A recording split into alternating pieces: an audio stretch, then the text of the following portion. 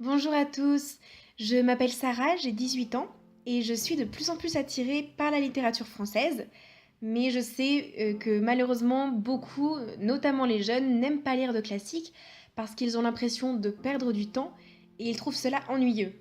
Et par ailleurs, je sais que d'autres personnes, par exemple plus âgées, ne peuvent plus lire.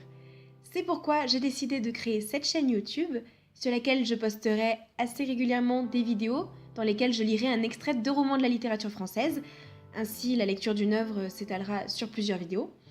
Alors je sais très bien que d'autres gens proposent aussi des livres audio, mais personnellement, étant passionnée de théâtre, j'en pratique en fait depuis 5 ans, j'essaierai vraiment de rendre toute histoire plus vivante, de manière à ce qu'elle soit agréable à écouter et à suivre pour chacun.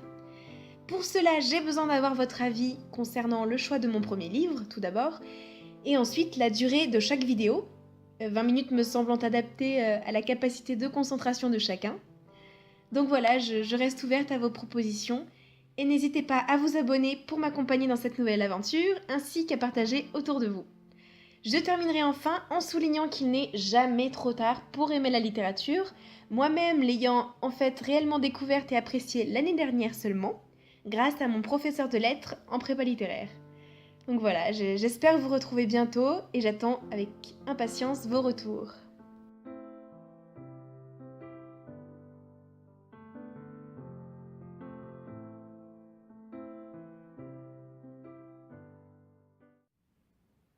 Puis tout à coup, je rencontrai la femme qui devait aiguillonner sans cesse mes ambitieux désirs et les combler en me jetant au cœur de la royauté. Trop timide pour inviter une danseuse, et craignant d'ailleurs de brouiller les figures, je devins naturellement très grimaud, et ne sachant que faire de ma personne. Au moment où je souffrais du malaise causé par le piétinement auquel nous oblige une foule, un officier marcha sur mes pieds, gonflé autant par la compression du cuir que par la chaleur. Ce dernier ennui me dégoûta de la fête. Il était impossible de sortir. Je me réfugiai alors dans un coin, au bout d'une banquette abandonnée, où je restais les yeux fixes, immobile et boudeur.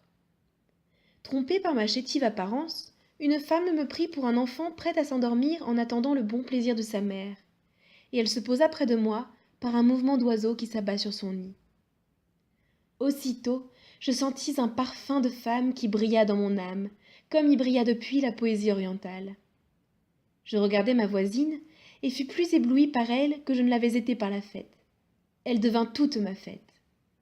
Si vous avez bien compris ma vie antérieure, vous devinerez les sentiments qui sourdirent en mon cœur.